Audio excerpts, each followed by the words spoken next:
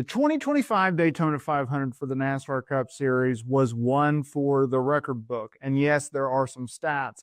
And at a time in which the public is just absolutely demolishing this race, criticizing it left and right, from NASCAR's decisions to the outcomes to the driver's decisions to the way that it races, I have a very unpopular opinion. I actually think that this was the perfect representation of NASCAR on this grandest stage. I'm going to break down a few different reasons. In fact, I have 4 reasons that we're going to go over as to why I feel so strongly about this. Now, keep in mind, let's look at the overview.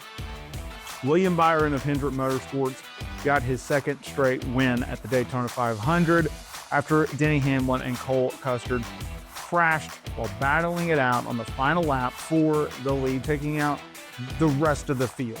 Okay, it was on the backstretch. I have no idea how, but William Byron barely escaped. He was running 7th at the time of the contact of the crash and held off Tyler Reddick to end up winning the race. Now, keep in mind that 2-time race champion, or race winner if you want to call it, and 7-time series champion Jimmy Johnson, he was in this race and he finished 3rd. Pole sitter Chase Briscoe, as well as John Hunter Nemechek, rounded out the top 5. Alex Bowman, Ryan Blaney, Austin Cindric, Justin Allgaier, and Chris Buescher round out the top 10. So that's kind of your overview. Now, keep in mind that Joey Logano dominated most of this race.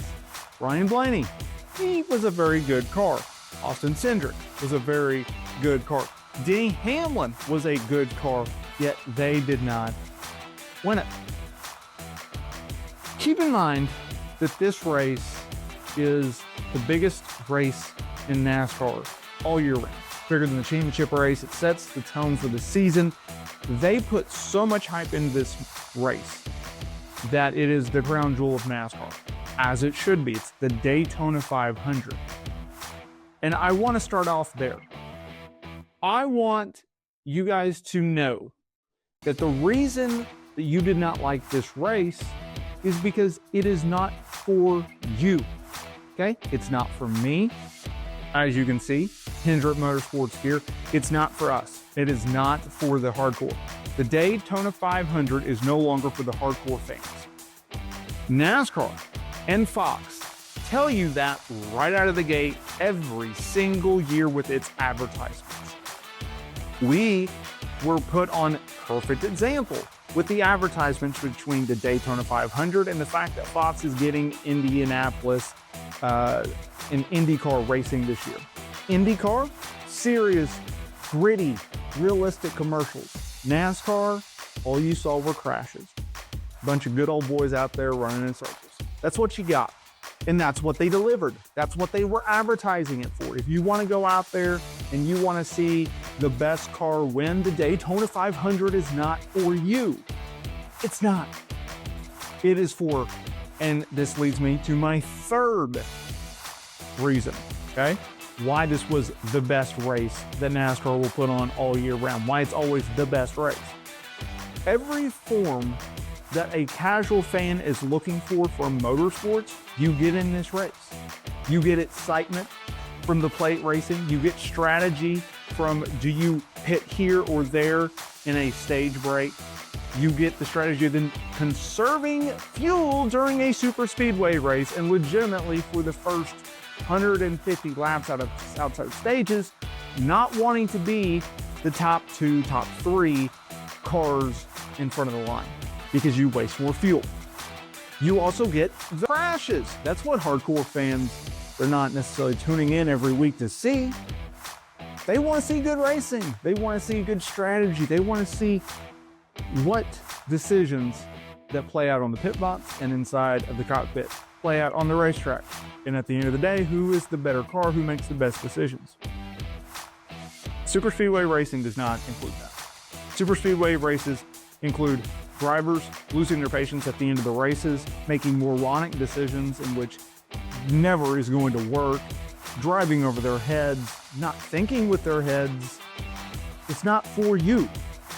It's not. It's not for the hardcores. It's for the casuals.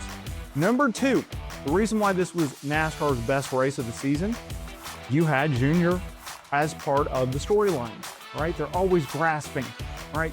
Which storylines can we go after? Well, Junior Motorsports making its Cup debut with Justin Allgaier, with Chris Stapleton sponsoring the car. Ratings are going to be up because Junior was part of the broadcast, just like ratings have been up for qualifying and practice. In the duels, the 500 is going to be up despite having a rain delay. Dale Jr.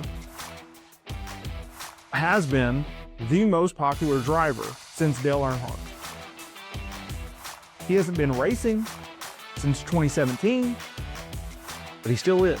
He's still part of the sport. He's a team owner, although his sister Kelly runs it. He's just the face of it. And he has a podcast, and he's part of the broadcast. And he's a huge advocate for the sport. But him being part of the broadcast, him being part of the storylines, and him having a car that finishes inside the top 10, that was a huge reason, once again, why it's not for the hardcores. It was for Junior, right? Having Junior in there, having a Jimmy Johnson in there, having Helio Castroneves in there. That's the reason.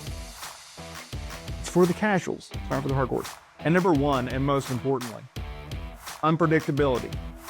You can say, I didn't like that race because the best car didn't win. That's fine. But that's not what superspeedway racing is. We are not in the 90s. We are not in the 80s. We are not in the early 2000s. Denny Hamlin said this on his podcast recently. Dale Jr. and Dale Sr. would not have the same amount of success that they did in their careers in this car, in this rules package, in this current environment. They wouldn't. It's different racing. Luck is part of it. Best car will not win at every superspeedway. The best strategy will not win. It's unpredictable. Once again, making it NASCAR's best race of the year. Not for the hardcores. Your hardcores are going to get it when they go to your Bristols and your Charlottes and your Kansas and your Codas and your Watkins Glen and your Homesteads and all the other tracks outside of Daytona, Atlanta, and Talladega.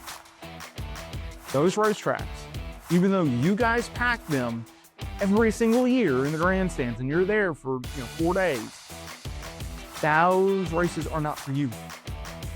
Sorry, they're not. The Daytona 500, Talladega, Atlanta, they are meant for casual fans. They're not meant for hardcore fans. And so if you look at it like that, then yes, the Daytona 500 was absolutely the best race of the year. It's the perfect race.